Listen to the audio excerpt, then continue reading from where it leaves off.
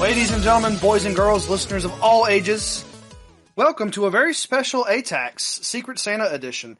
We are adults that talk about cool stuff, and we played some video games that we wanted to talk about with you in a very unique format. But starting off, I'm your host, Paul from Atlanta. Joining me is Mr. Flex from Raleigh, North Carolina. How are you, Flex? I like presents. Presents are fun. Mr. Will from Apex, North Carolina. What do you think about presents? I'm a fan. Excellent. Mr. Alex from Cary, North Carolina, you have to break the cycle, so you have to say that you don't like presents, unfortunately. I'm the Grinch. I Excellent. steal presents. Mr. Nate from Clayton, North Carolina, how are you doing, sir? Happy holidays, everybody. Yeah. Miss Stephanie from Atlanta, Georgia, you got some pretty fun gifts, didn't you? Well, I mean, that's just one way for you to say that you're a good gift giver, but I mean, okay. Yep, thank you for that. Moving on to Mr. Garrison from Alice Springs, Australia. Hello, Garrison. How are you? Doing great in the Outback. Awesome. So, as I said at the top, this is our Secret Santa edition. We had the fun idea for everyone to sort of go round-robin style and buy games for people that we thought that they would be interested in playing. Spoiler warning, we're probably going to get into some details for the games that we were sort of gifted to play, voluntold if you were. And so we're going to try to keep those light, but we might hit on those a little bit. So we'll try to give you a warning when we get to the actual game, but if any of these interest you a lot, you might want to just keep an ear out. And the place that we're going to start is we're going to start with Miss Stephanie. So what did you buy? Who did you buy it for? And tell us why. All right, so I was given the gift of choosing what game to bequeath Garrison in a moment of the most intense consideration. I got Garrison Untitled Goose Game. My reasoning was so long ago, I don't remember, but I think it was because Garrison was looking for something light to play while waiting for another game to come out. Okay. So, yeah. All right. So, Garrison, Untitled Goose Game, what do you think? So I feel like to explain my reaction to Untitled Goose Game, we have to first go back to a different game called Star Wars Knights of the Old Republic. Just stay with me for a minute. Okay. I am very curious where this goes. I promise it'll make sense.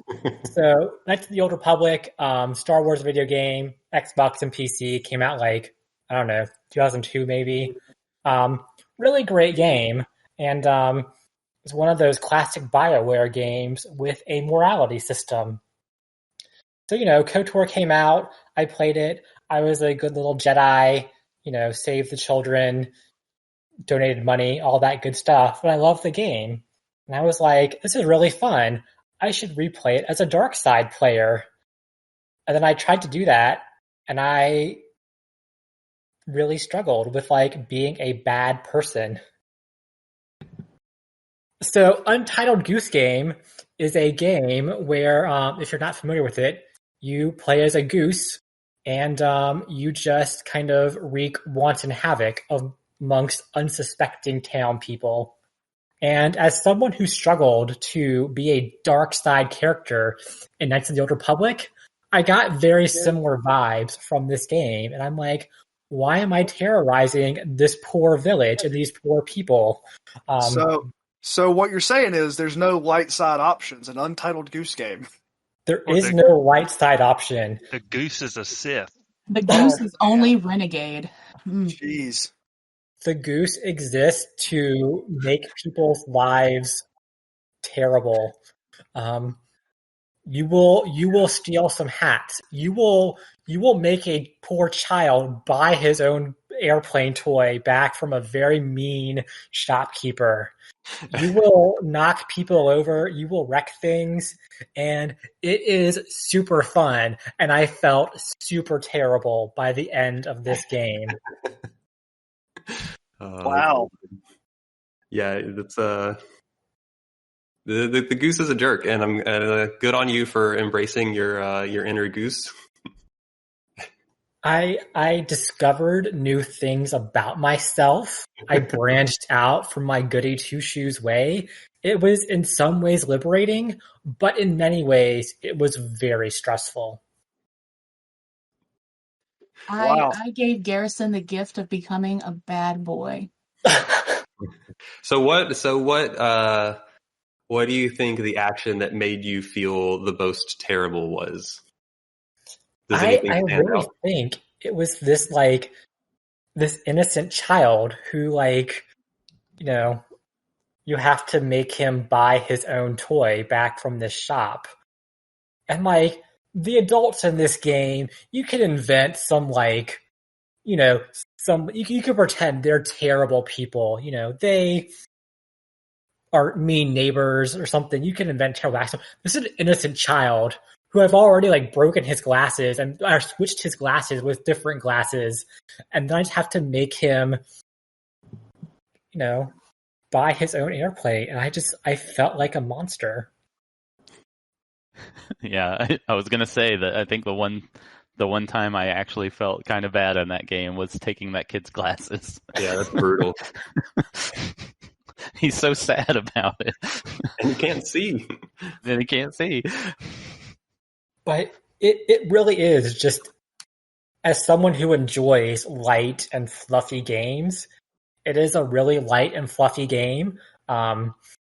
Basically, there are, I think, 5 levels, that sounds like.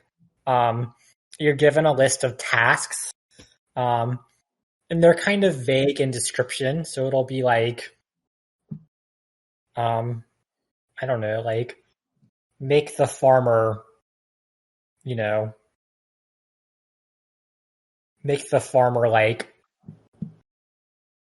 lose his rake or something.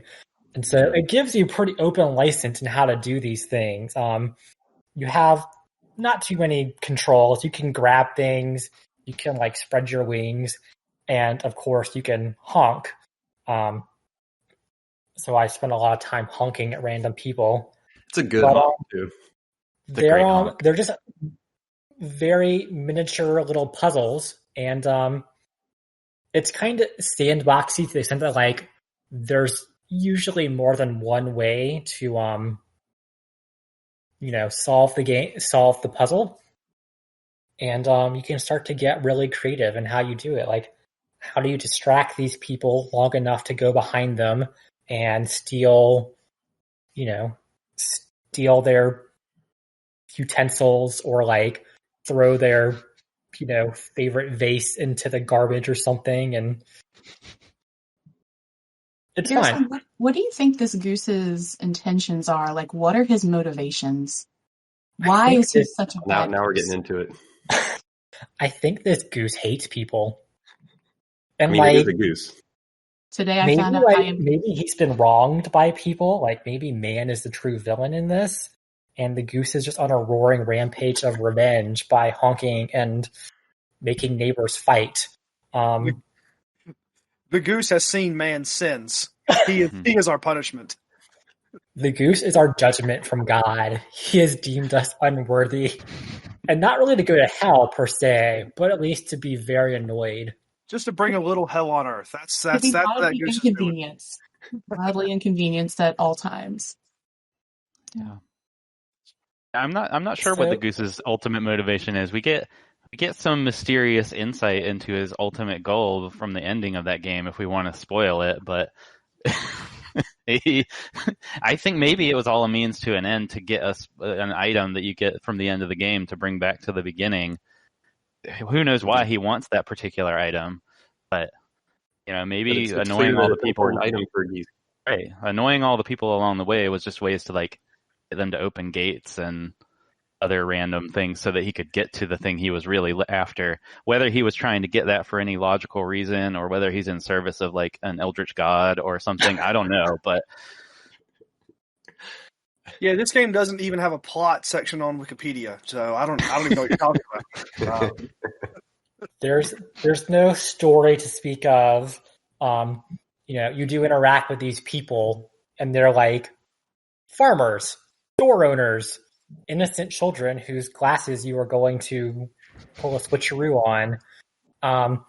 They don't even have like actual faces. Like it's a very like the graphics are very simplistic, which again adds to kind of the charm and the atmosphere of this game. Because again, it's kind of everyone is a blank cipher. So I feel like I felt like a terrible Goose doing terrible things. But I am curious for those of you who also played, like, did you feel any guilt for your actions or? no. Shaking his head, no. Like I said, I think the one time I actually stopped and was like, "This is a little too mean," was messing with that one kid. But the rest of them, I was just like, "Ha! I'm a Goose. I gotcha." Yeah, I mean, it's all presented like the Goose is a jerk, but it's also presented in kind of a whimsical, we're having goofy fun times kind of presentation. So like, it's never, it's all kind of like Looney Tunes style shenanigans. But I mean, to be fair, the Goose is a jerk. Mm-hmm. I think Looney Tunes is a very good way to describe it because it does have some of that like, Wile E. Coyote Roadrunner or like Bugs and Daffy or Bugs and Elmer energy to it. So it is very like again, like I joke, but it was a genuinely funny game. Mm-hmm. And like it was always just funny seeing the random task or like sometimes the kind of to-do list that gives you is like it's kind of vague and like what it wants, and you figure out like what it actually means, and you just then figure out how to do it, and it's just really funny. Yeah. So by the end of the game, Garrison, were you still like, did you come out of your Boy Scout shell, and did you enjoy the mayhem you were causing any, or did it still make you like, I don't know, did it still cause you internal turmoil all throughout? No, I genuinely felt guilty the entire way through, which I think speaks to me more than it does the game in any meaningful sense. But I did have a lot of fun despite my guilt. And just a fun fact, Untitled Goose Game was had more Game of the Year awards from major publications than Call of Duty Modern Warfare. So that game got a lot of praise in the wider gaming community as well.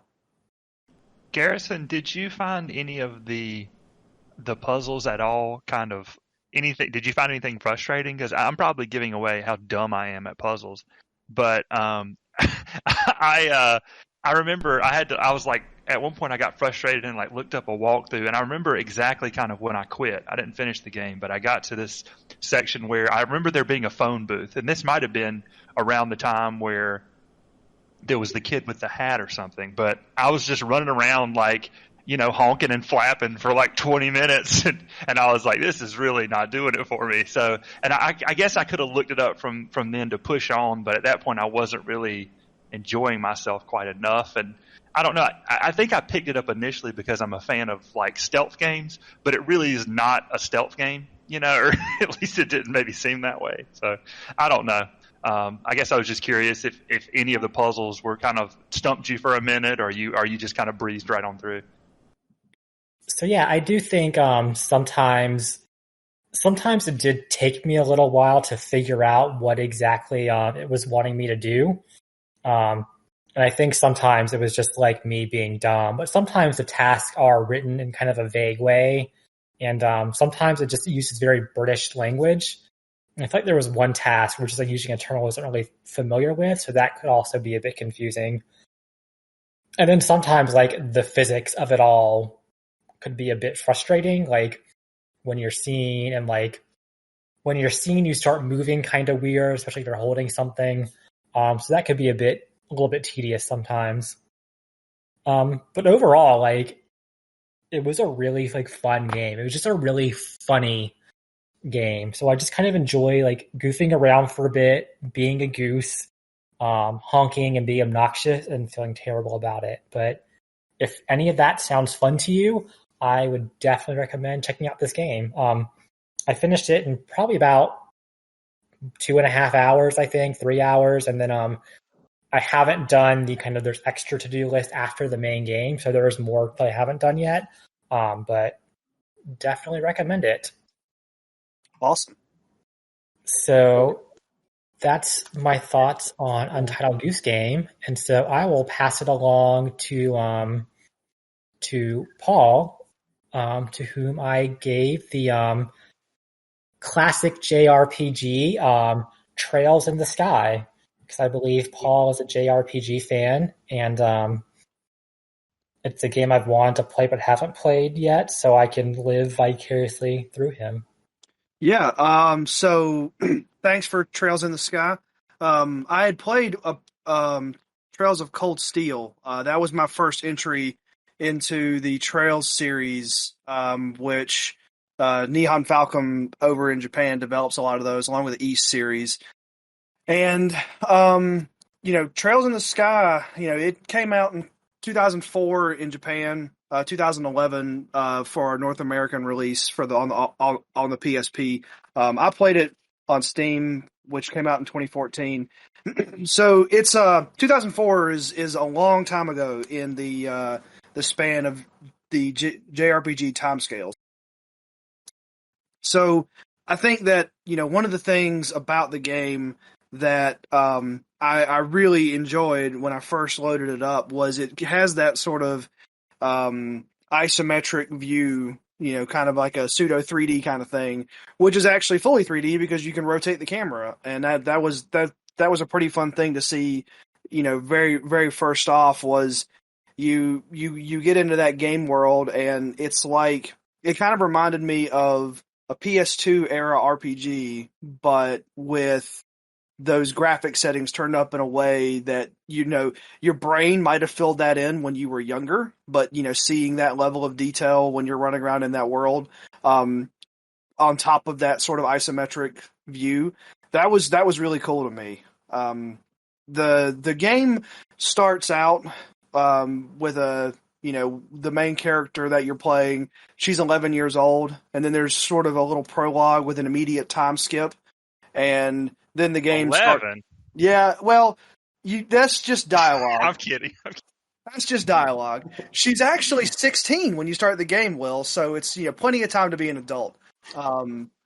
Less than half of the ages of most of us here. So, it starts out in a lot of ways sort of generic RPG fashion, which was probably less generic back in 2004. But the whole premise is that you are controlling two party members, and you're following in your father's footsteps. He's like a famous adventurer, basically. And the guild that you join is this version of the Adventurers Guild. It's called the Bracers Guild. And you are going out into the world to just make the world a better place. It's kind of generic and open-ended in a way that on the outset you're like, wow, this seems like a pretty, a pretty open-ended organization. Also, I don't know how an organization that just makes the world a better place is going to survive in the real world. But that's something that they actually do a really good job of explaining away inside the narrative structure that they set up. So you get into that game and you're immediately hit with some really great JRPG music. I didn't make it all the way through the game before we started recording this. I did listen to some of the tracks that I didn't get a chance to hear in game.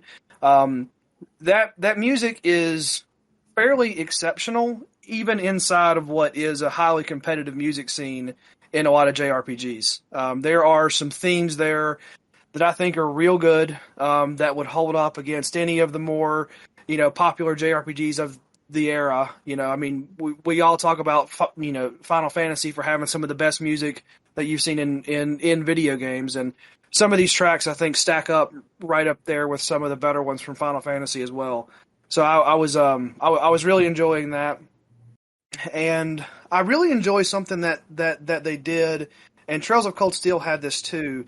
The journal system in the game, it's like a one-stop shop between your journal, what modern video games would call a codex, but also your your video game manual. I mean, it's basically a book that you pull up at any time, and just the way the organization is presented to you, like through the view of like a notebook that your character is looking at in the world, but it has all that information.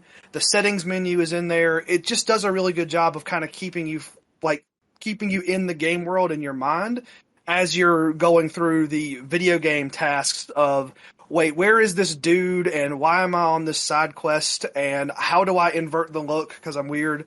That's all presented in a way that it keeps you. It doesn't break immersion. And I had that same thought when I played through Trails of Cold Steel, was that the notebook system, while it sounds like a fairly odd thing to give praise to, the care that went into the development of that and integrating in all of the video gamey stuff to make it seamless with what your characters were doing narratively in the world.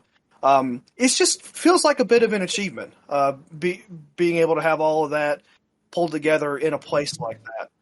Yeah, that's cool. I remember it's not. I don't think it's probably exactly the same thing, but one thing I really liked about Ni no Kuni, first Ni no Kuni, was that wizarding spell book that had just tons of in-world information in it that you could pull up anytime. It sounds similar, but maybe maybe even more than what I remember from Ni no Kuni. Yeah, I think those little like presentational flourishes like can be really meaningful, just especially in a long game where you're like having to look up information a lot. And you definitely touched on like the two things that I know that really stand out about the series and that I thought would be things that probably would appeal to you is that one is that like I do hear that in terms of immersion, the whole Trails series, so Trails of the Sky, Trails of Cold Steel, I think there's a third kind of spin-off series too. Like I do hear they're pretty hard to beat in terms of immersion and world building. So it's really cool to hear how they integrate that into the game. And then I haven't played much of the games, but the music, I do think, like, so I first heard about the series. If anyone ever used to have the G4 TV channel, they had that show Cinematech that just played random like game trailers and game clips. And like there was a thing for Trails in the Sky. Like, there was that music that like immediately, like long before it even had a US release announced, like drew me in, like made me interested in that world. So I do think that music, if anyone hasn't heard the soundtrack, definitely worth checking out because it really is gorgeous. Yeah, and the characters, the dialogue between the characters, that like it's humorous in a way that also doesn't break the fourth wall, and it also does stay narratively within the confines of that world. I think one of the potential downfalls when you're trying to write a humorous JRPG character is you inadvertently make them a little too much like Deadpool, where they're saying jokes that maybe they're funny, but there's no toasters in this fantasy world, so that joke might pull you out of the immersion there. So the writing quality and the localization quality are exceptional. And there's a couple of downsides to the game. It's definitely a JRPG. I mean, this is a JRPG ass JRPG. There is no there's no active battle. It's this is straight up Chrono Cross. There's a dude on the screen and you run into him, and then you're into a battle. So the battle kind of your standard turn-based JRPG stuff, or so it's not. So there is a tactical grid that you move your characters on. It's a little tactical in that way, but it's light tactical. Your grid that you're moving your characters around on, the only limitation that I really found with it was you might have to spend a couple of turns moving to do a melee attack. So your characters have to run in range, and that might take a turn or two.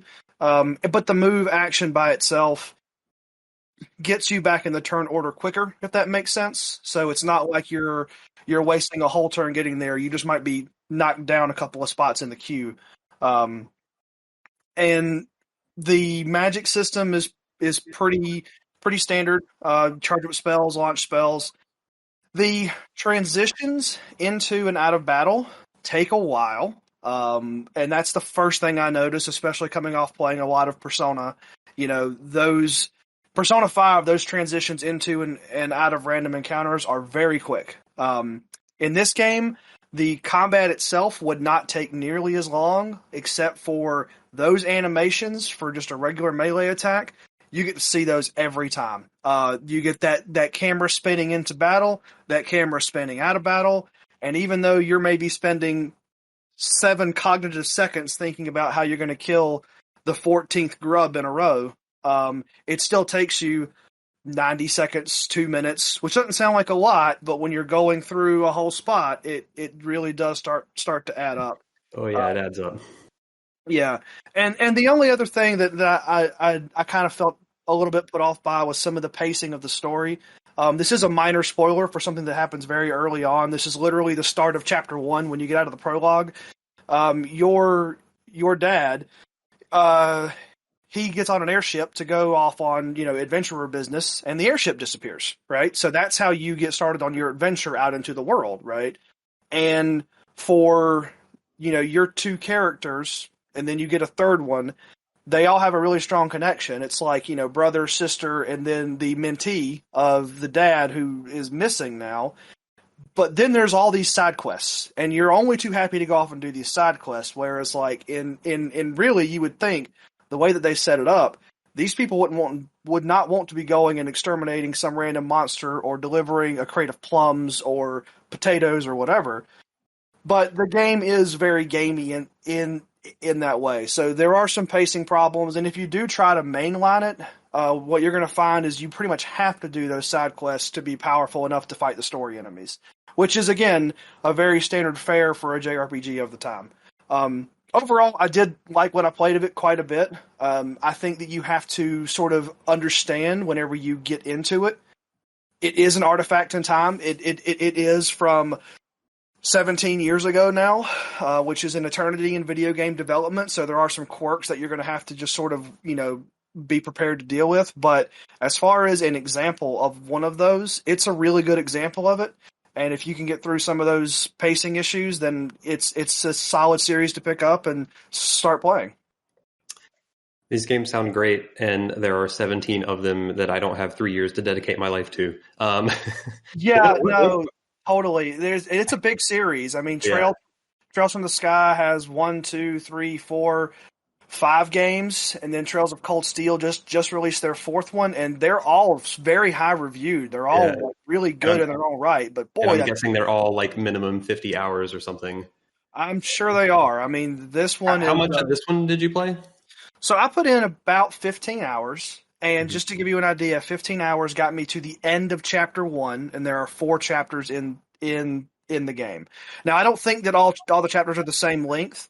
I think I was probably about a third of the way through the game before we recorded this. Enough to see enough of it, but there's definitely like they did not tie up any of the story bits by the time that I got done. In fact, they were still expanding the story. They had not even started to bring it back down to. I mean, they got like 5 more games worth of story. So. Yep, that's right. So it's a commitment, and and Trails in the Sky is before Cold Steel. Is that right? Like, yes. In terms of when the games came out. Yes. And you said you played one of the Cold Steel games. Like, did Cold Steel feel any more modern, or do they Did you know? I guess did you notice a big difference between Trails in the Sky and Cold Steel? Believe it or not, the things that I have the biggest complaints about from this game, as far as the getting into and out of battles and the animations and stuff, that was also present in Cold Steel. Like, that feels like an actual design choice at this point, where they want those battles to be apart from the actual world in a way that some people really enjoy. Obviously, they know what they're making. They know what they're making. So if that's not your jive, then these games aren't really for you. Yep. No, that's cool. Yeah. So I think that's probably enough about Trails in the Sky. I bought for our very own Mr. Flex a game called Star Renegades. And the reason why I bought Star Renegades is because, number one, it had the tag on Steam for roguelike. And if there's one thing I knew that Mr. Flex was into at the time was some roguelikes. And also, it seems like that it had some really high positive reviews, and I thought the graphical style reminded me of the SNES era, which was Mr. Flex's favorite era for gaming, I think. So that's really what I thought of whenever I got it for you. So I'm curious to hear how this game panned out and where it ranked for you in your Pantheon. Yes, I am Mr. Roguelike.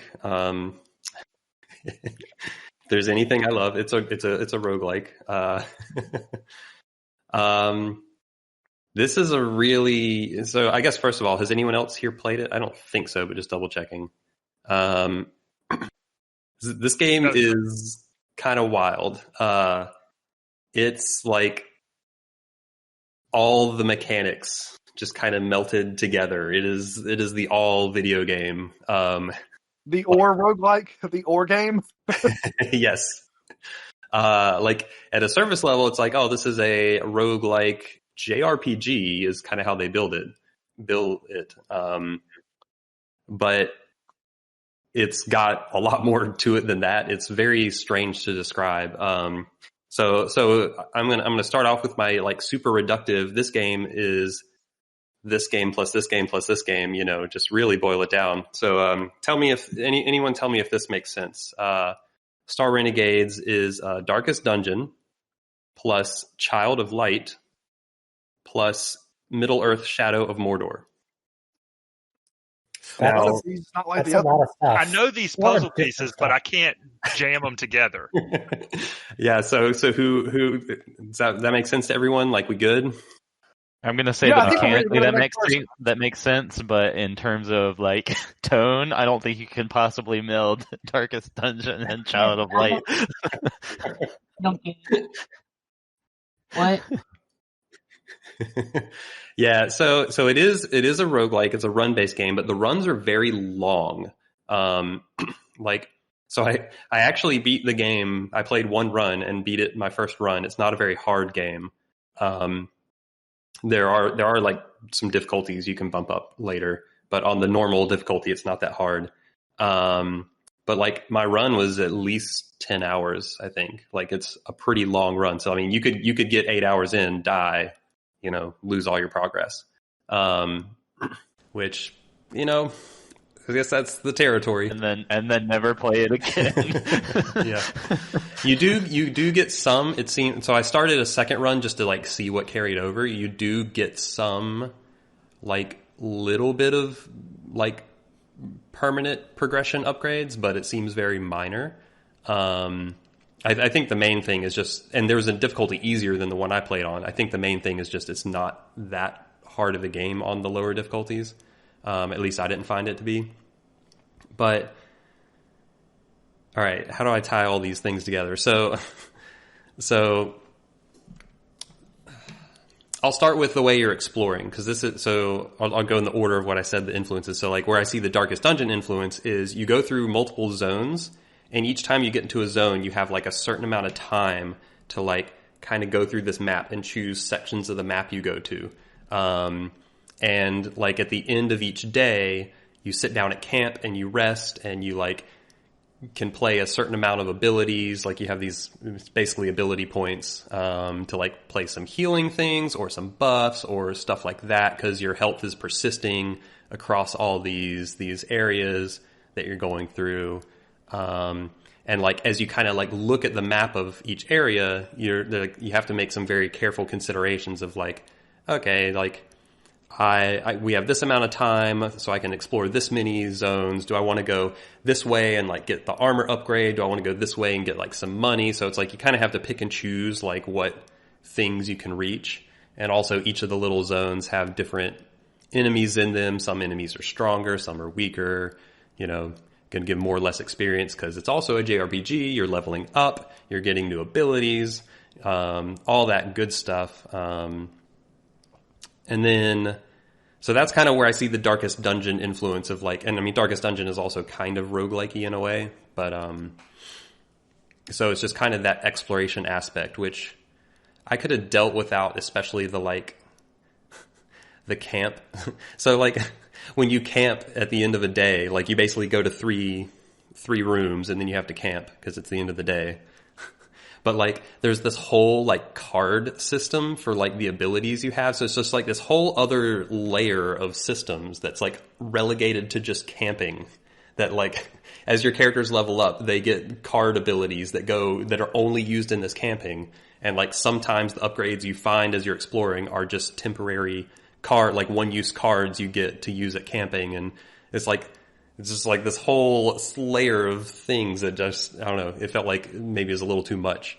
But then when you get into combat, that's where I see the Child of Light influence, and the combat's my favorite part of this game for sure. So like you can have a party of you start with 3, but as the game goes, you get 3 more and you end up with a party of 6. And like all your characters have different abilities. Also seems like the main thing that would change between runs is there are like 10 to 15 different character classes in the game, but you're only getting 6 characters on a run. And the combat is interesting because I forget exactly how Child of Light did it, but this game there's like kind of a time bar at the top, and it kind of like shows you where like enemy attacks are popping off, and all of your character's abilities like have a certain amount of time associated with them. So it's like, all right, if you get your attack off before theirs, you can like push them back in the time order. And if you push them all the way off that bar, it's called a break, and they lose their turn. So there's a lot of like kind of tactical like maneuvering that you're doing to like, all right, if I can like use this ability, because like some characters are all about, that's called staggering. Like some characters are all about staggering. They don't really deal a lot of damage, but they're really good at just like moving enemies around on the, in the order. Some characters are more like tanky characters. They can like protect your other party members. Some characters are just kind of pure DPS. Like they actually have a lot of variety in the classes I saw, which is cool. My favorite character was the character who just was really good at staggering. It was like, nope, you don't get a turn. Like, just get out of here. So like playing around with those mechanics was actually pretty fun. Like kind of the basic enemies, like once you kind of have the combat down pat, like it's just, I don't know, it feels like combat can just take a while. But like when you get to like the big bosses and stuff, like those were pretty fun encounters. So I definitely enjoyed that quite a bit. And so you said that the runs were long, that you were able to see credits in the first run, basically. Does the game give you a narrative reason for a second run, or is it just like a new game plus kind of thing? Like, is it? Oh, they did give a narrative. I forget because I played this like a month ago at this point or something, but yeah. I feel like it was one of these situations because you're like fighting this like evil group or whatever. It's very sci-fi themed. And I feel like it was some situation of like another time. I feel like it was almost like an Into the Breach conceit of like, oh, there's another timeline to jump through to help out the people there, because the intro to the game is actually like bad stuff happening, and like information, like the way you're going to survive has been figured out in the future or some other timeline or something, and it like gets sent back to you like the way you're going to win. So it's a lot of that kind of like sci-fi time or parallel, timeline hopping kind of thing. I forget the details, but I mean, it's all very kind of loose setup just to get you going. I was just kind of curious because like in a lot of the roguelikes that I played, like once you beat the game and they show credits, you just close the game, and then you like open it back up again if you want to do another run. I just didn't know, like with you succeeding on the first try, did they even give you a screen, or was it just like, all right, well, now you get to play again, and here's some permanent upgrades kind of thing? But it sounds like they handled it a little more gracefully than that. Yeah, because it's like, from what I remember, it's like your win or lose, your group like sends data, back to some other whatever that it's going to, affect the next run.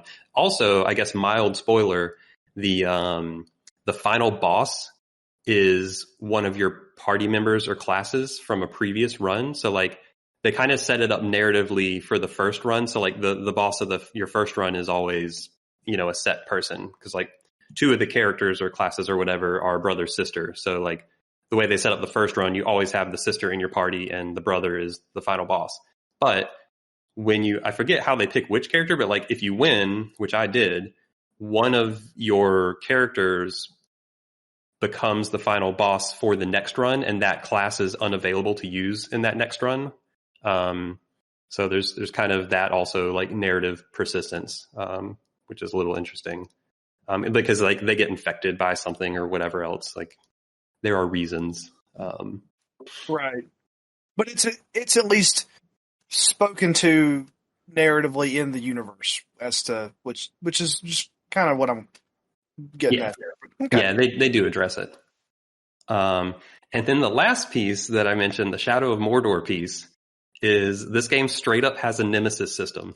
If all those other systems weren't enough, like there's also like shops, you get currency, you can buy gear, you level up, you get abilities, like there's like, on top of all of that normal video gaming stuff, this game straight up has a nemesis system, which is the thing we thought everyone was going to do after Shadow of Mordor, and not many games really did, but this game totally does. So like when you're exploring the areas, like there are named enemies of different levels, like different strengths.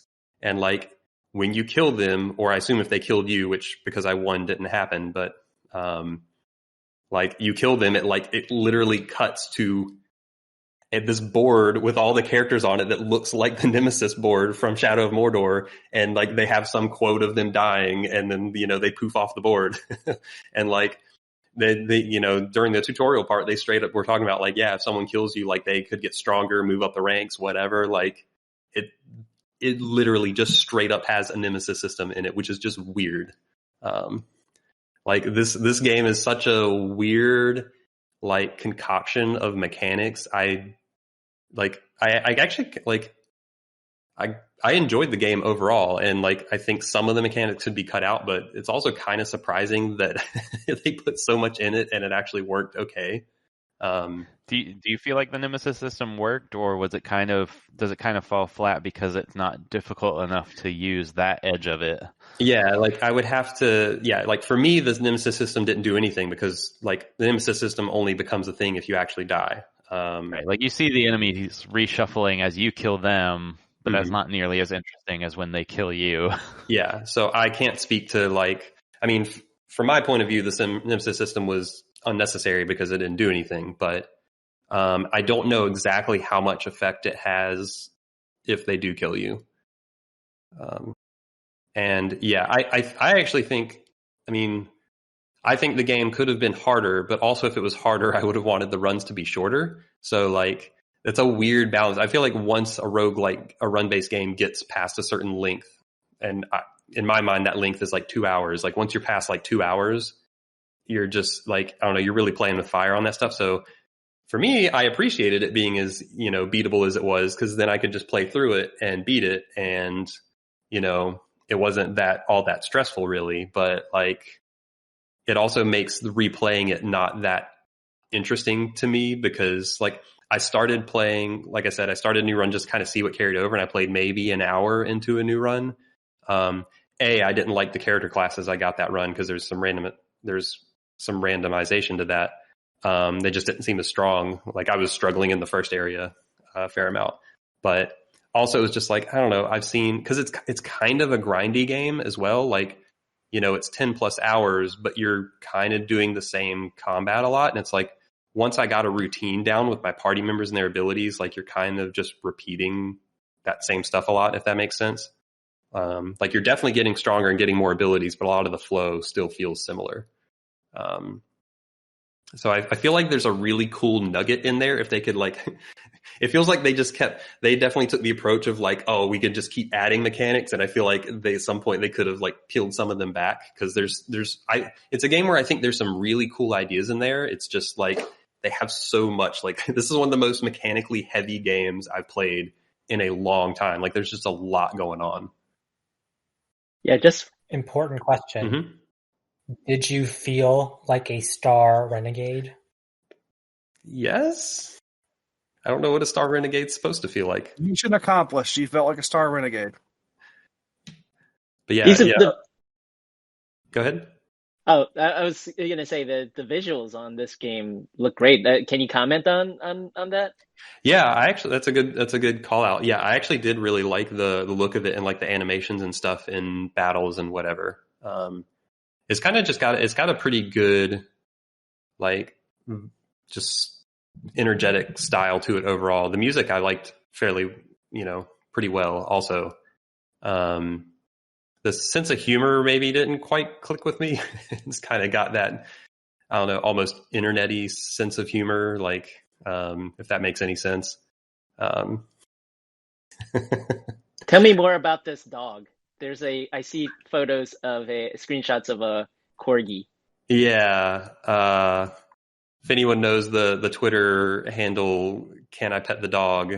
They recommended not petting the dog in this game because there is a dog in like a cantina. It's a very Star Wars cantina too, by the way. But if you try and pet the dog tells you, don't pet me. And if you keep trying to pet the dog, it keeps getting increasingly frustrated at you. And like, that conversation can go on for like a solid 5 minutes or something. But it's the dog really, really, really does not want to be pet, and they make it known. So consent is very important. Yeah.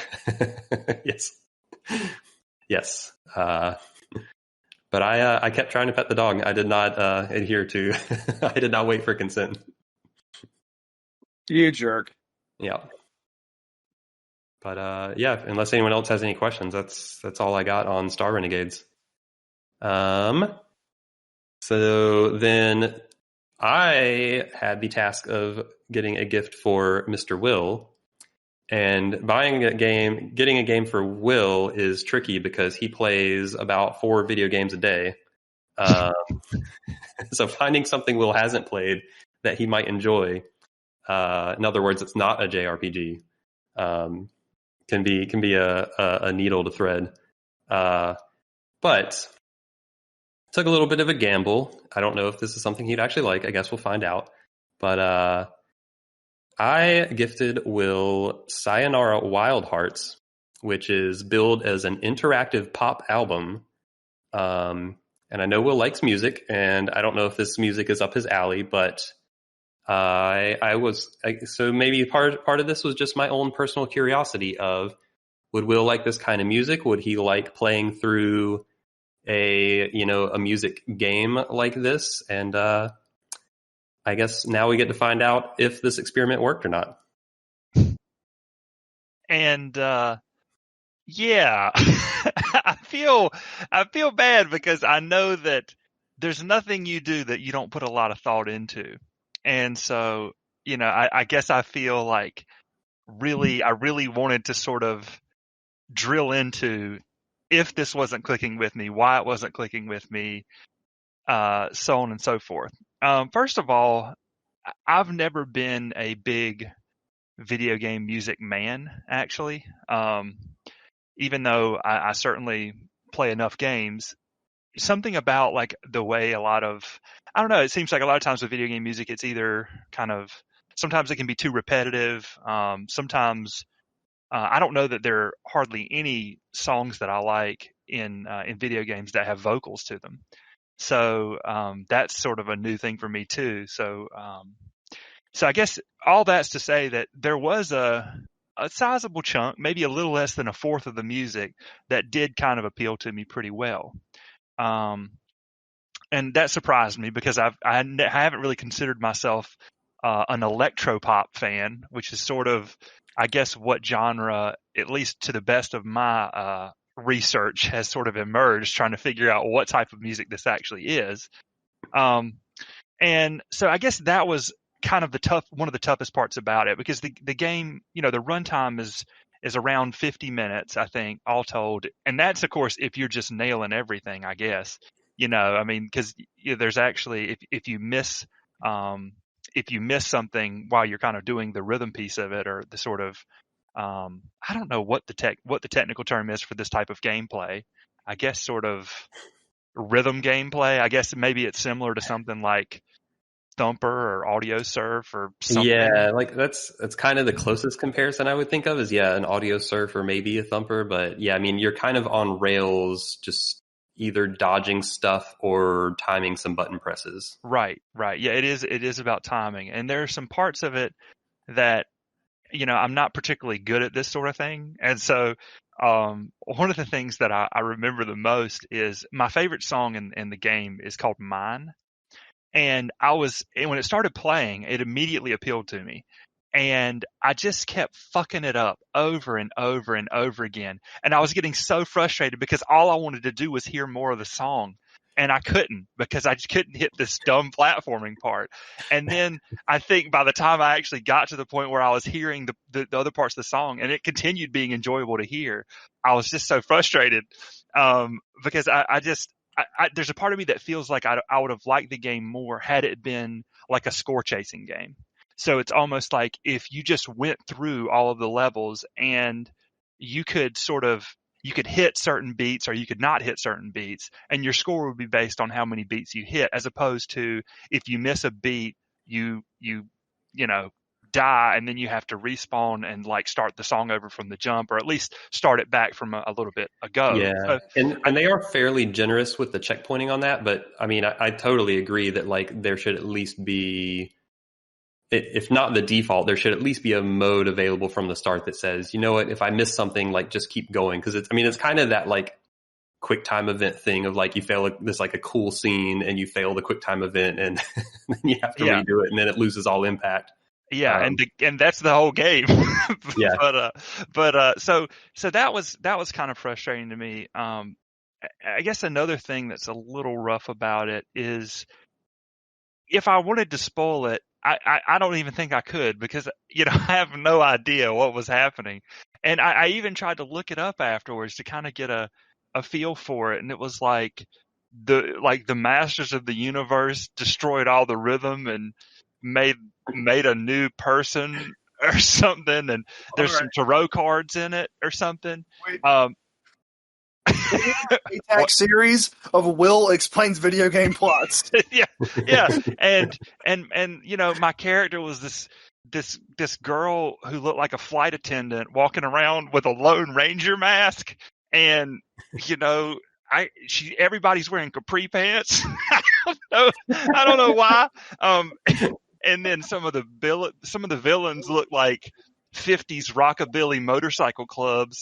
And so I'm just sort of driving around listening to this electro pop. And so I guess it was just, I don't know that it really came together for me. I think had I liked maybe a little bit higher percentage of the music, had I been able to grasp anything about what was going on, and then maybe if it was kind of a score chaser game instead of a, you die and have to rewind a bit. I mean, it is. I guess it is a score chasing game in the sense that you are trying to get a high score, but I get what you're saying in terms of like the restarts when you. And then I always have like a mixed relationship with games that like they're trying to be helpful, and I know they're trying to be helpful, but there was one part where I had to thread 2 trees in a forest. There's some sort of deer chasing me. Your guess is as good as mine as how that fits into everything else.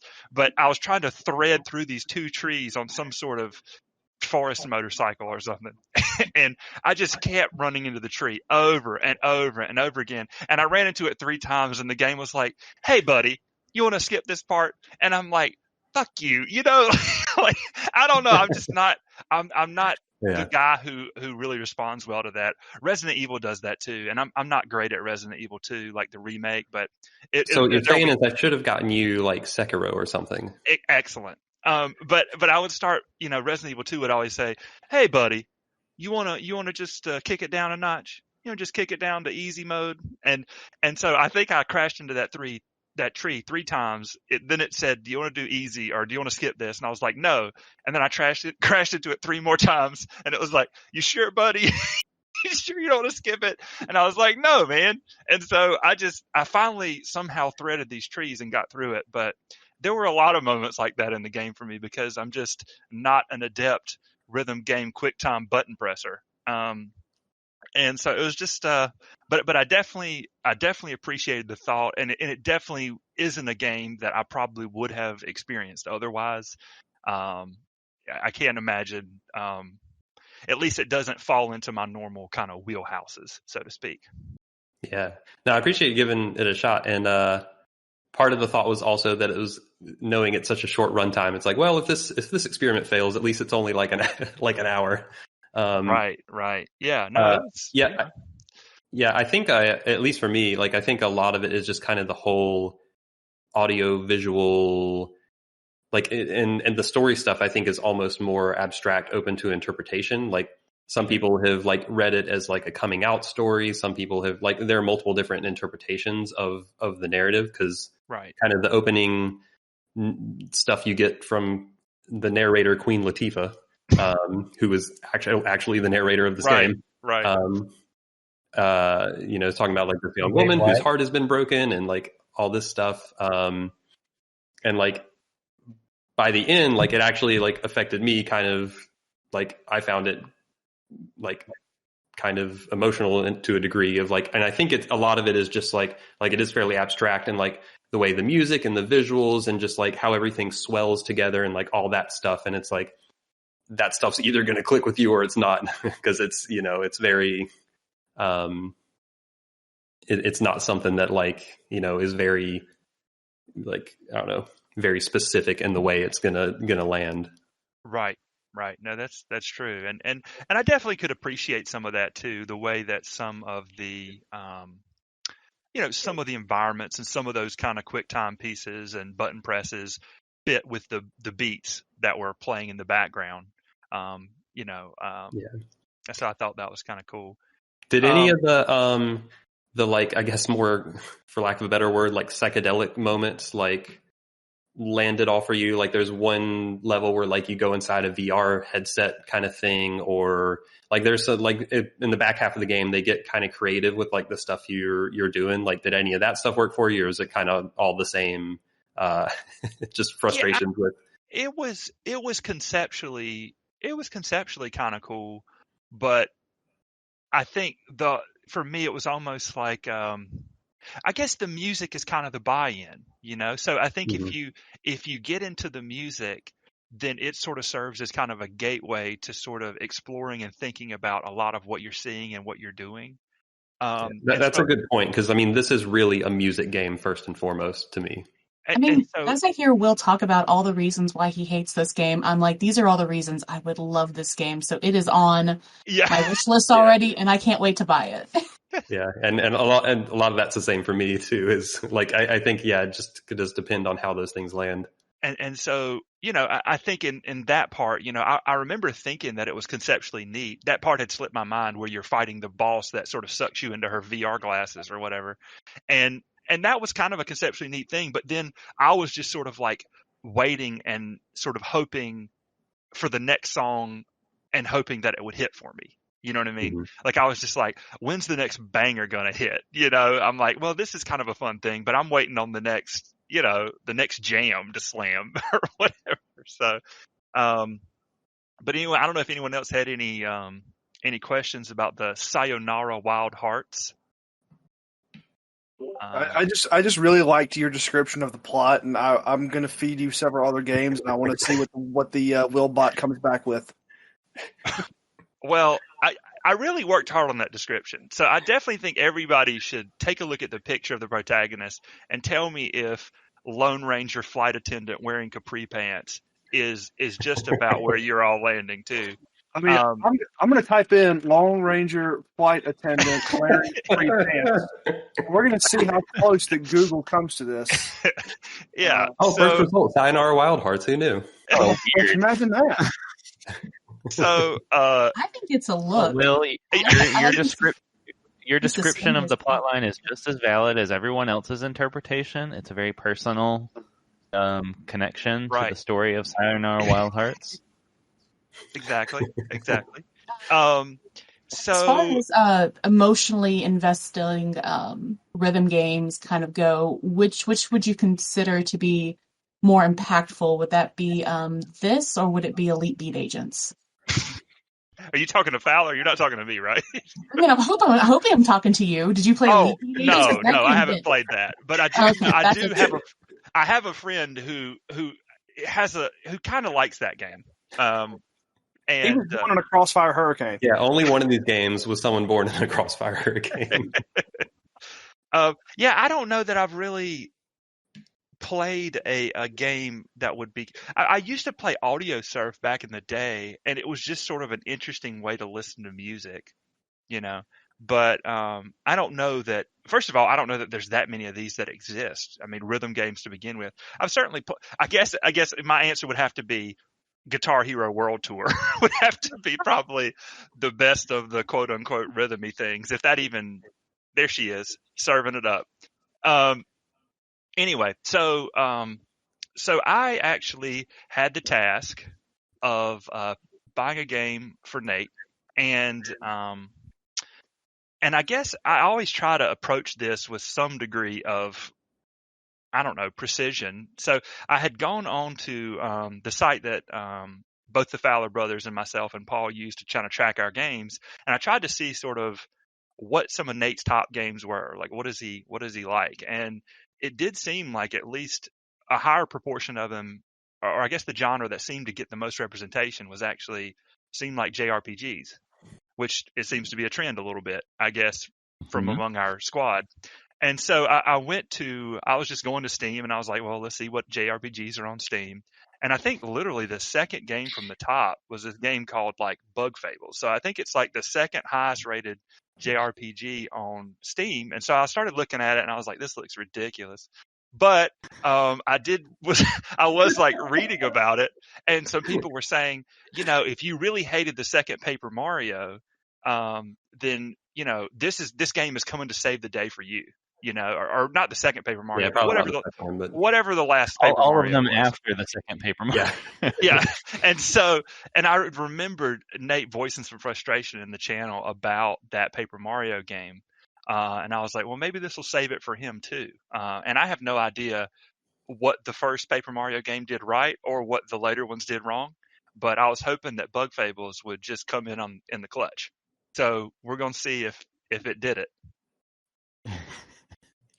Well, Bug Fables is a game that I don't know anything about the developer of, other than they are an indie studio, but I'm pretty sure they are big fans of those first two Paper Mario games.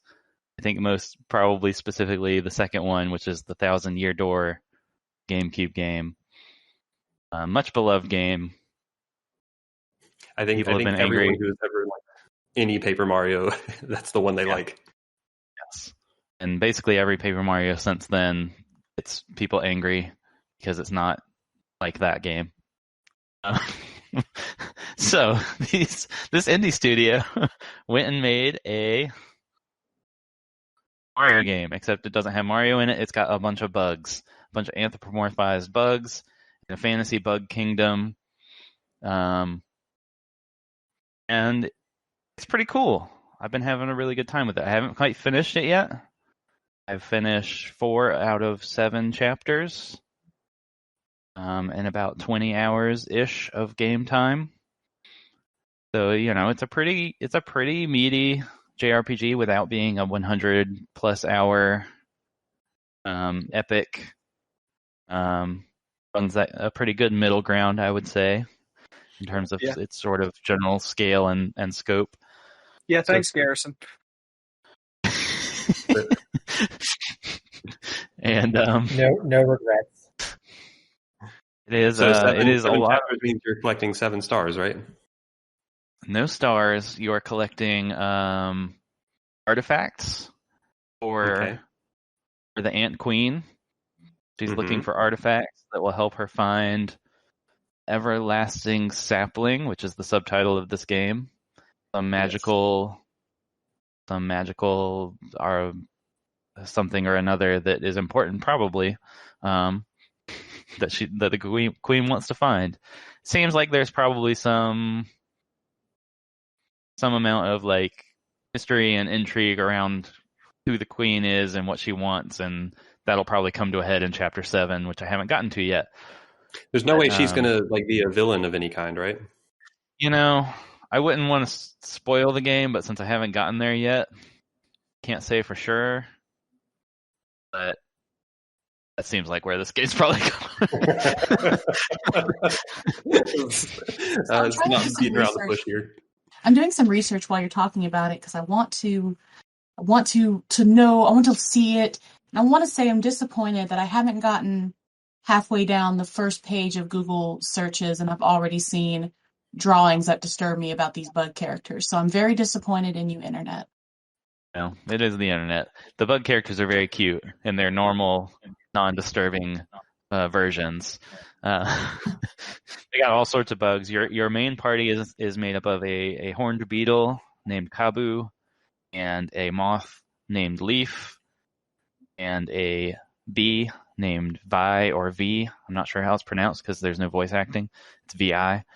But the writing's all very charming. All the characters are very good. The art is fantastic. It absolutely just steals that style of every character is a paper cutout that is a 2D. 2D. Do they do the Paper Mario pun type stuff, like playing off the fact that people are 2D? They don't ever acknowledge the fact that the characters are little paper cutouts, so I don't really know what's up with that. So it is funny because I was going to ask about puns, because when I look at this on the Steam store page, the first thing I see is a little clip of an attack, and it says "unbelievable," and I'm like, oh, so that's the humor this game must have. Okay. Yeah, it definitely has some quirky humor, some puns. All the characters are very lighthearted and goofy for the most part. That is absolutely the vibe of the game. It's all very colorful, very whimsical. Really just nice to wander around in and talk to people. And Kabu's the horned beetle, who's like the knight character.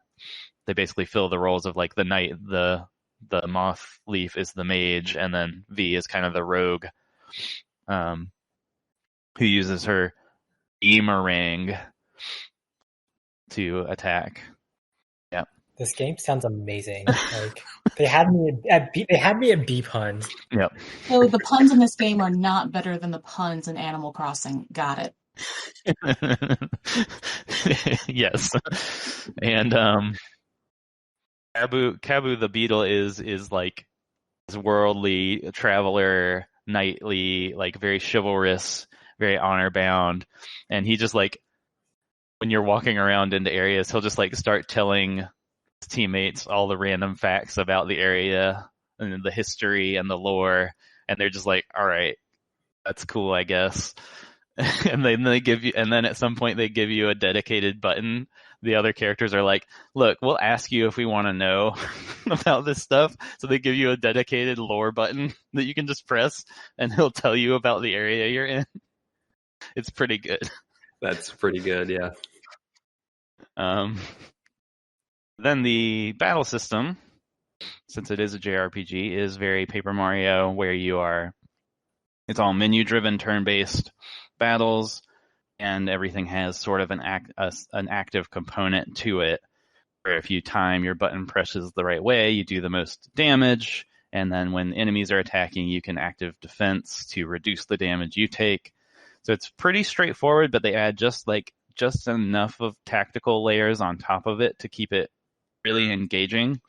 You have 3 characters, and who's in the front position of your party matters because they do a little bit extra damage, but they're more likely to get attacked themselves.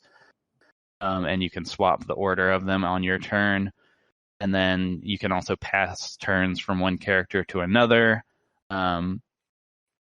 So there's just enough stuff going on there, along with sort of basic properties of the different characters, like Kabu's, the beetle's regular attacks can pierce some amount of armor if enemies have defense that reduces the damage they take. And the mage character can hit things that are underground. So some enemies will do things like hide underground or they'll fly. And then the bee character with the boomerang can knock things out of the air if they're flying. So it's a lot of a lot of like switching your party around, passing turns around, trying to match your attacks to the right types of enemies, and then using your special abilities in the best possible way to not run out of your special ability points, but to, maximize your effectiveness in fights where it matters. So like it has like all the basics that you would probably like from those older Paper Mario games, and then layers on just enough new stuff to keep it really fresh. So I've actually really enjoyed that battle system. Yeah, that actually sounds like more involved than even Paper Mario. Those early. Yeah, it is. At least from my memory of those games, it's definitely more involved. Yeah, because I mean, those games you only had 2 party members, and like there was nothing about positioning. There was, there wasn't a ton about like weaknesses and stuff. So yeah. And then you get other abilities as you level up, where you can freeze enemies to make them lose a turn, or you can give yourself buffs or debuff the enemies, and all that stuff comes into play as well. Nice. I assume the 3 party members you described are the 3 you have the whole game. It's not like it seems that way at least. You get them all very early, and then I haven't gotten anyone else. Maybe the queen joins your party. Maybe the queen joins the party. But now, yeah, and then. I had a question. So is there, outside of combat, is there like an element of exploration where, one of the hallmarks of the Paper Mario games is when you're outside of combat, there's also a world to explore. There's like, hidden question blocks. There's like things, there's somewhat like mild puzzle solving like in the environment. Is there something like that in this game? There is a little bit, and it's been so long since I played some of those older Paper Mario games that it's hard to know how it stacks up. I would say there's some mild puzzle solving and like hidden stuff all across the world. There's a lot of side quests that you can add into your quest log from a bounty board in the main town. You kind of like, as you wrap around it through the different areas and the different chapters, you unlock shortcuts to get back through. So it all kind of weaves together into a pretty nice big world that you can, keep exploring as you're going through the game and getting more side quests or want to go back to an area to see if you missed anything. So it definitely has that aspect. I wouldn't say that's been like my favorite part about it, but it's definitely there. And it seems like there's a lot to dig into if you wanted to like try to find everything or do all the quests. Like at some point it basically dropped a bunch of side quests on the bounty board that were just like, here are all these bounties for these high level optional bosses spread across the world that you could go fight if you wanted to. And I went and tried to fight one and just got completely destroyed. So I was like, all right, maybe I'll come back to this later. Yeah, I was going to ask how has the game been hard, or how challenging has it been? And also, do you feel like the character progression RPG part of it is meaningful, if that makes sense? Yeah. Yes, I would say the progression stuff is pretty meaningful, even though it's sort of simple. You get experience from fighting enemies, and you'll level up, and that will sometimes get you new abilities for your characters just at specific levels. And then you get to choose. I think the old Paper Marios did something similar, where every time you level up, you get to choose to increase your party's health or your special points, the TP technique points, or your medal points. So this game has the medals or badges system from some of those older games as well. And so you can slot those in and out up to your maximum amount of medal points that you have. And those give every time you say medal points, I'm thinking like heavy metal. Heavy metal, yes. I'm just getting a Doom riff in my head. just shred on this guitar for a minute. Yeah, those have a bunch of varying costs and effects where you can mix and match a lot. I will say that one bummer for me in the medals is a lot of them have benefit and a drawback, but also cost you points to equip. And so I'm always like, I don't know, like this one lets me, yeah, or just pick the ones that don't have any drawback but are cheaper. Like it's just this thing where like it's probably a me thing, but in my brain, I'm like, why would I spend points on this if it has a drawback? And then I end up with like the more basic ones a lot. I'm just like, I'll just increase my health. That's the easy way to go.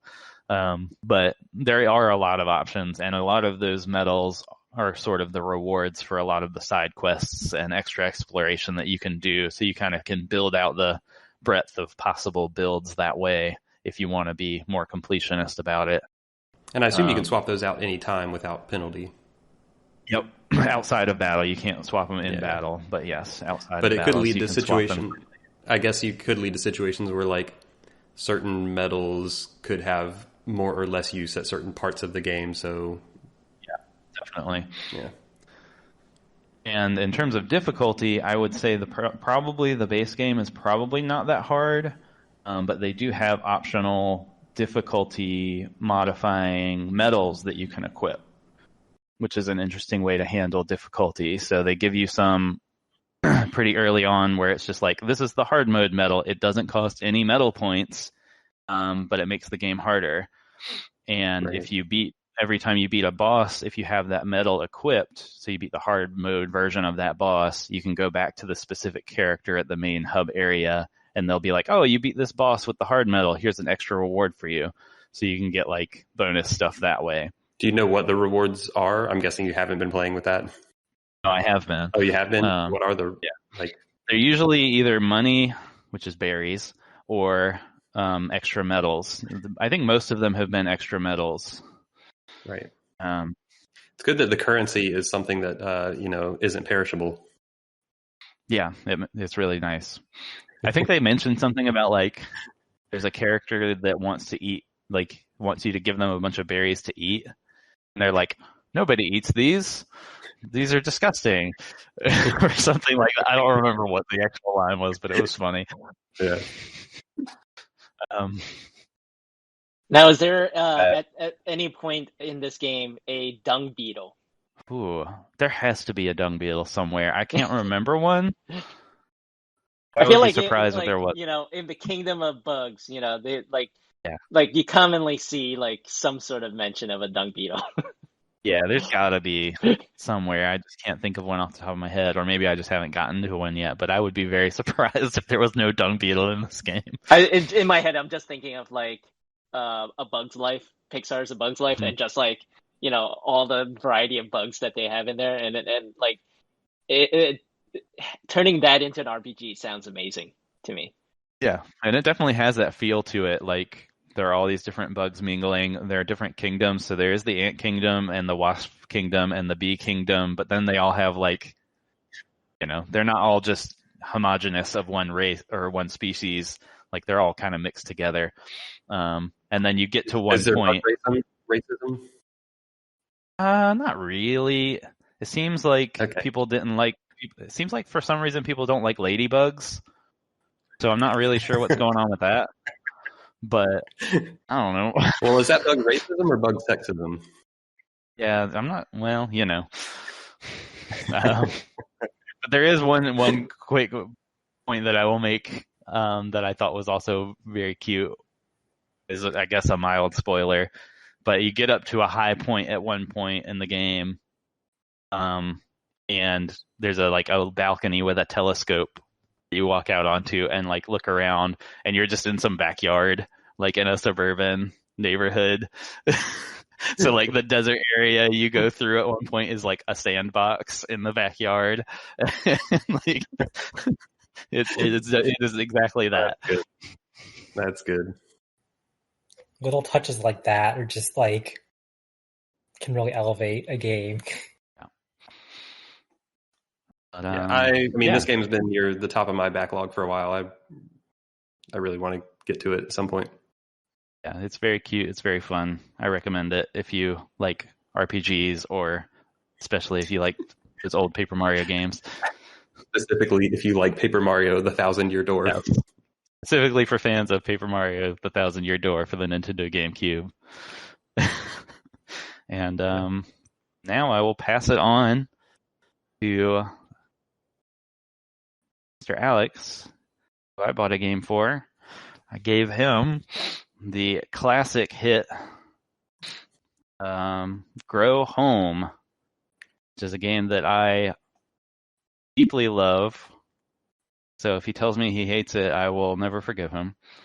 And I think the reason I chose it is I was just trying to look for something that I thought maybe you hadn't played that was not super long and just kind of fun and charming and goofy. So Yeah, this game certainly was very charming. So Grow Home, the sequel to Gone Home and PlayStation Home. I don't know. In the Well, Home no, franchise. I'm just kidding. The Grow Home is such a quirky and fun game. You control a little red robot named Bud, the botanical utility droid. So when I'd never played this game before, but I heard good things about it from Giant Bomb, and this was my chance to try it out. And when I first launched it up, it basically doesn't give you any instructions. You're just on a beach and you just start roaming around. And I'm just like, all right. I played it with an Xbox One controller on my PC, and it sounds like that's the recommended way to play it, because you use the analog triggers as a way of climbing. And to me, the climbing mechanic really felt.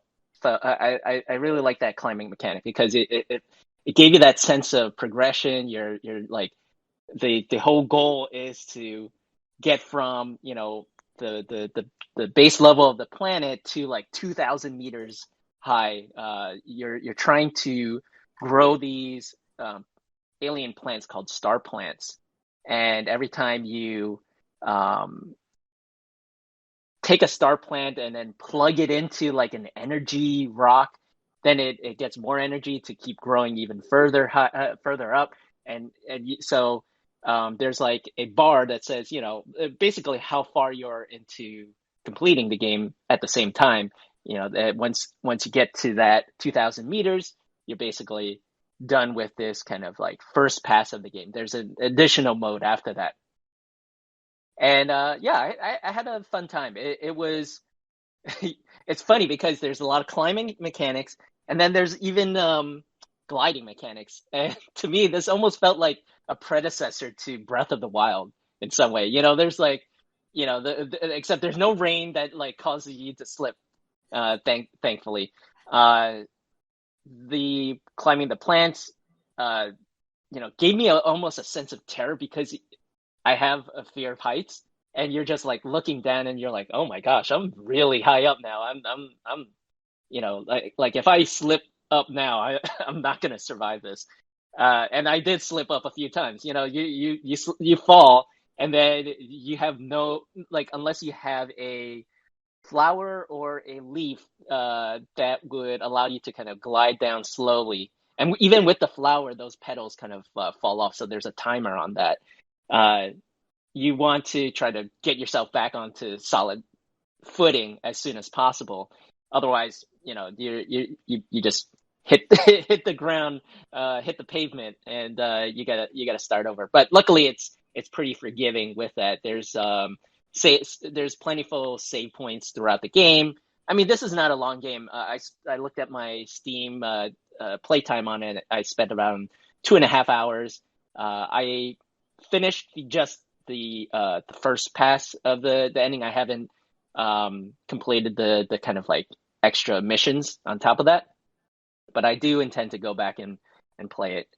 But yeah, the Bud is super quirky, super charming, and the developers had said that this game was inspired by WALL-E and Hitchhiker's Guide to the Galaxy, which was interesting.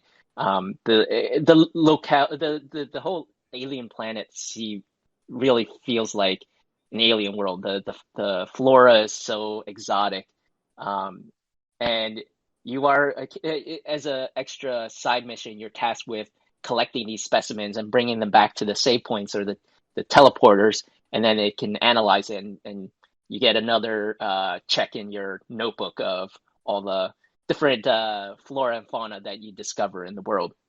That was one of my nitpicks about this game, which was just like carrying things around was a little wonky, and I still haven't quite figured it out. Like, like I did this awkward thing of like in one hand I'm like gripping a thing, I'm carrying it, and then in the other hand I'm like trying to like climb something to try to like get up to this teleporter. So I don't know if I'm missing something. Maybe I'm just like, I have to like better handle it. Like I can't just like grab something and just like drop down to like an area further below, because usually he'll just like let go of the thing and then it'll just fly off to who knows where, to the beach or something, and then I'm just like, oh well, I give up on that. But other than that, it's a really fun game. At one point I'm gripping the trigger so tightly that it starts to like make my hands sore, because I'm just like hanging on for dear life when you get to like basically the upper atmosphere. You're like seeing stars and you're in space and you're just like, I do not want to fall at this point. But yeah, it was very fun. The other nitpick I have with it is, and might not be anyone else's nitpick, but it had some weird y-axis inverted controls sometimes, when I'm gliding or when I'm controlling when the plant is sprouting, and then I'm holding up and then it goes down. So it's like I'm piloting a ship or something. So is it like sometimes inverted and sometimes not? That's the thing, because I went into the controls and I'm like, okay, well, let me turn that off, because I'm not a fan of that. And then it does it for the plants and not for the gliding aspect. I think it was still kind of like the same on one of the mechanics. Weird. So that was kind of like one nip. And then I started getting confused with, because like the controls were different depending on which context I was in. But it's a short game, which some people also said was on the cons list. For me, that's a positive. I love being able to just basically 2 sittings. I was able to basically finish that main quest. And and then there's crystals along the way that give you a sense of progression, because after you collect a certain number of crystals, then it powers up your little robot, and then he starts to hover. You can hover longer or higher or whatnot. I haven't collected all of them, but that's also a fun diversion, which is probably my playtime could have been an hour or so, but I was like going around hunting down the crystals. But yeah, it's very cute. And it's not for everybody. I'm sure there's some other folks that have played Grow Home that might not be as huge of a fan of it. But yeah, I can understand, because some of the controls are a little bit loosey goosey for me, as I'm like kind of balancing my way across like the giant beanstalks. You really feel like you kind of have to manage yourself a little bit, because you can't just kind of freely run around. Your little robot feels like he's drunk sometimes. Yeah, I was just about to say, Bud is a drunk little robot. Yeah. That He's was just vibing, my man. main, He's having a good time. Just that was my main con of gripe with the game when I played it, is just getting Bud to walk in a straight line is a lot harder than it should be. Yeah. It feels like sometimes you are fighting with him to like control He's him. kind of got a mind of his own, which can be frustrating when you're trying to do some 3D platforming. Yeah. So it doesn't have like super precise controls like a Mario game, but I kind of just role played it, and I'm like, okay, I'm maybe controlling like a Mars lander from Earth. Imagine like the difficulty in trying to control this thing that's like millions of miles away in space on a different planet, and the timing and everything might not be where it's at. So you got to be like super careful where you're where you're stepping, and how fast you're running and all that. So that's kind of like how I in my head justified it, but I can totally see, it's not a great time if you're kind of expecting more precision. Yeah. That game came out like there's like a period of indie games that was like, oh, we're capturing an 8-bit feel, then kind of moved on to 16-bit. And I feel like Grow Home was like one of the very first indie games that like felt like it was trying to capture that early like 64 PS1 era. Oh, yeah. I don't know if you got any kind of that vibe from it. Certainly, with it almost had like Katamari Damashi style, like flat shading, very simplistic graphics. Not as like wacky, but it almost kind of gave me that vibe because of the simple polygonal characters and models and environments. I think it certainly kind of was a throwback to that PS1, PlayStation 1 era style of gameplay. And I think it was, I think for the amount of time that I spent with it, I think it was perfect. I had a great time with it. Thank you very much, Nate.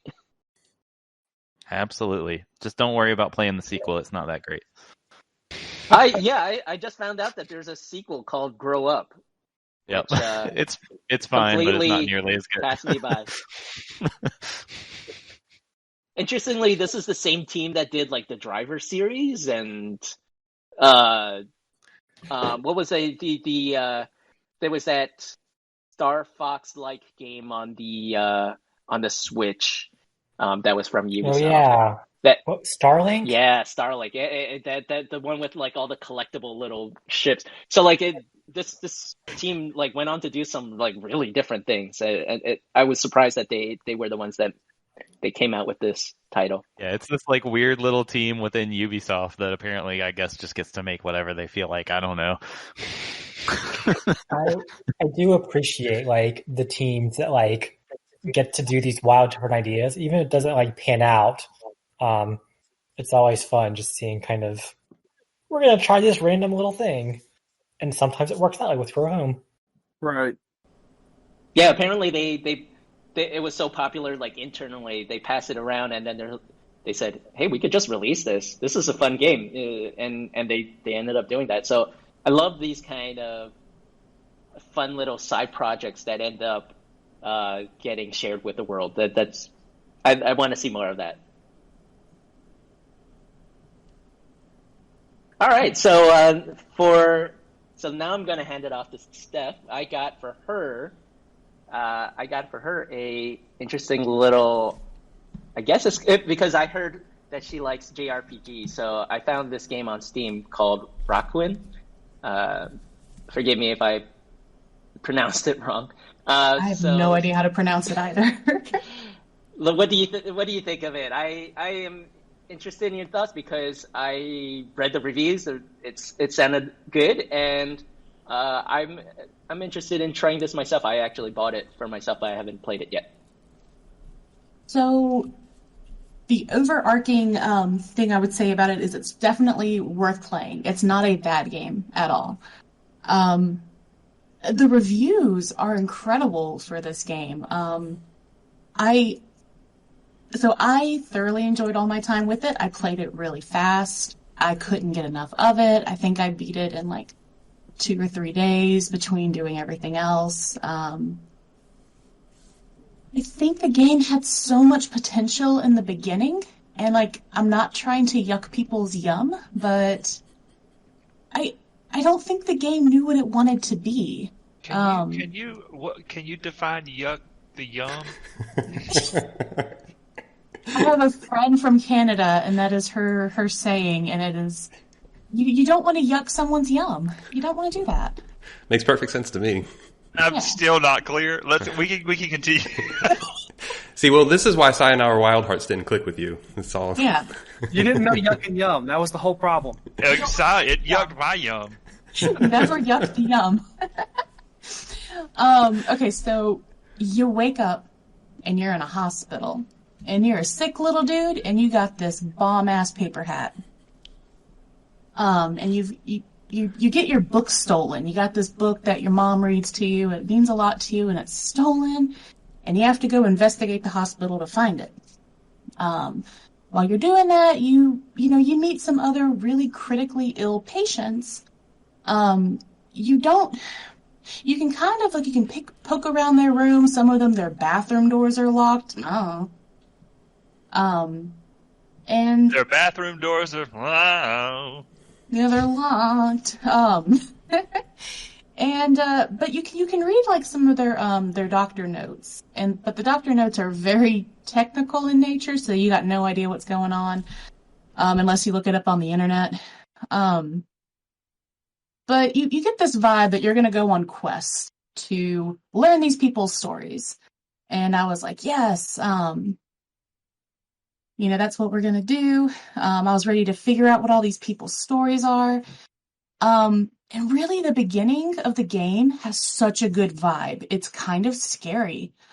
Like, I don't know, like I was all nervous and excited, and the music was it's very minimal, but it was very, very good. Because something felt off about this hospital, and you're trying to figure it out.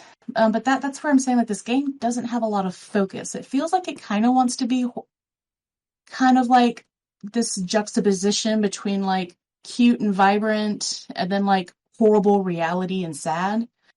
And it does that well in the beginning, and then it just doesn't know what it wants to do anymore. So you get your book back, and it turns out you can enter the world of your book going through these dimensional doors that are found in the hospital, usually in the bathroom. That's not plot relevant. I just noticed they're normally in a bathroom. And in the other realm, you find these mirror characters and obstacles that mimic the hospitals. So there's this one grumpy asshole dude who's like, "Where's my motherfucking coffee? Yeah!" And he's a bear in the other world. And he's just wrecking people's gardens like an asshole. Or it's like there's a rock blocking the cave entrance, and you go back to the hospital and you kick a mop bucket over, and then the rock is gone. So it has that sort of vibe. You go between, solve puzzles, learn people's stories.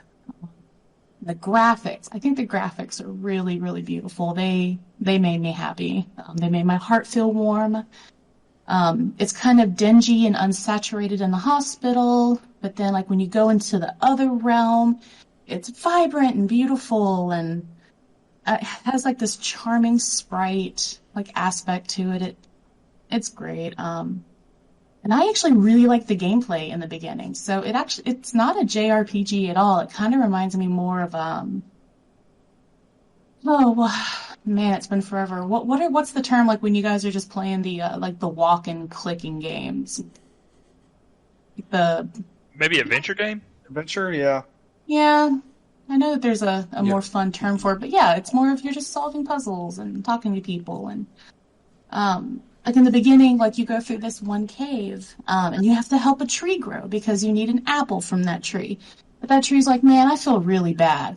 Maybe if you help my roots, I'll feel good. So you go and you help root number 1 by causing a cave in so we can get some sunshine, and then you go help root number 2, and all the like everything's kind of alive, and then it turns out that the tree had cancer. Spoiler! Oh my god! Yeah, you got to give the warnings, Will. Come on. Well, no, I mean, I guess I'm picking up on some of what Steph's talking about, and this is sort of a little bit of, my impression of this game is just like, who is this for?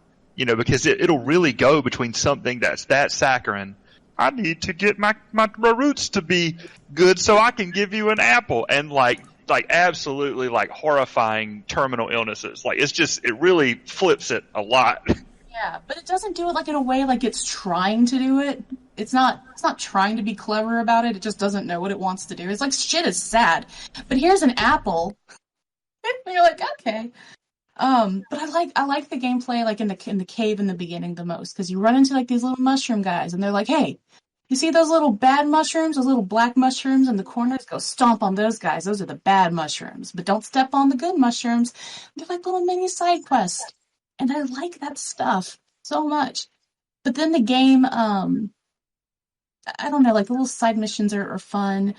But then by the time you're like halfway through the game, all of that stops. And not like because it's making a statement. It just stops. You're kind of on like this single mission path. And the main storyline just also kind of stops being a game where you're just kind of going screen to screen to read more text.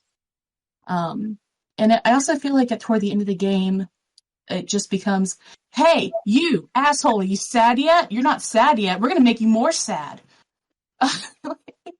That's like the game's only point, is to make you sad.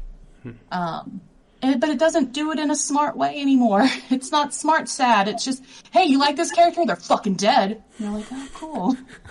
Well, that's nice. You know how hopes and dreams? Hopes and dreams are nothing. You're a dick. I'm like, okay. So, I don't know. And there's like this big, so it turns out that this hospital does have this dark past. The world has like this dark past, but it's really not that dark of a past, I guess. I was expecting more. I don't know. I was just really let down. There was one portion of the game where for 15 minutes I was a dog and I just walked from one screen to the other screen, like back and forth. I feel like this game wanted to give you a lesson to learn, but there just wasn't one. And in the end, there is this big reveal. And if it would be fun, Will, we can say spoiler warning and talk about the ending. The ending was kind of twisty. I didn't expect it, but I also didn't give a shit either. Well, it made me sad, but Really? I don't remember. I mean, like you said, I think that was part of the idea, was to make me sad. Also, I don't remember much about the ending. So, I mean, I remember the general gist of what you were doing as the boy. But then, yeah, the way that it all ties together at the end is no longer in my brain. Been deleted. Yeah, it was good. The beginning was good. I liked the back and forth. Like, one of the characters in the beginning, you learn, like, there's actually, like, there's this big plot about, like racism and not being accepted, and not, like, in a child hand-holding way, but, like, through reading, like, newspaper articles about, like, how these two countries aren't getting along, and it's horrible and scary, but I don't know, then I'm a dog, and I'm going back and forth across the screen, and the main character's such a little dumb shit. Like, yeah, he's a sad, sick kid, but he wasn't a cool protagonist. I feel like just in all your, I feel like I can feel your, like, you want this game to, like, find its core and be, you know, like, it's like I can tell where you really want it to gel better than it does. Yeah, I like this almost kind of Alice in Wonderland sort of, like, aspect to it, but with this gritty reality also. But then it's just like, you're not sad enough, we're gonna make you sad, and the stories are gonna become really cliche and dumb, and I don't know, you have, I guess this is a spoiler, but it's really obvious in the beginning, a mysterious boy with a side cut, you know, comes and visits you in the night. And he's like, I'm lonely. I'm definitely not you. But it is him, surprise, and he's sad and lonely because he's dying. So it's like, So be sad. Be sadder. Be sad. You need to be sadder. It's interesting. I was hoping Go it ahead, was going to sorry. be a game about mental illness, but it wasn't. It's interesting looking it up. So it was done by Laura Shigihara, who I know because she does a lot of music for video games, but I didn't know she was involved in, like, designing video games. Yeah. So I'm not a fan of some of the characters' stories. I mean, I don't hate them. They're just not good enough. But the characters inside of that world that you come across are so fun and so full of life. Like, there's the parts that this game does well is really good, and it could have been more. I mean, I think it reminds me of Undertale a little bit, like how clever it can be in the beginning. I don't know, it just lost its charm for me halfway through. But I still played it relentlessly because I was wanting to know what the hell was going on in this creepy hospital. How long of a game was Yeah. it? Was it? I think it took me 4.5 hours. Okay. So it was definitely worth it, like, just for the design and the experience alone. Like, it's worth it. It's not a bad time. It's worth supporting. I would play another one of these. I think it just lost its way Just, for me halfway. just wish it all kind of came together in a way that it sounds like it had some promise to, but then kind of fell apart halfway through, right? You didn't have to try so hard to be sad. It was Yeah. already sad enough. I mean, they need to read the room. 2020 was not a year for sad video games. It's bad enough. I think that's more an error on my part than just sending that game.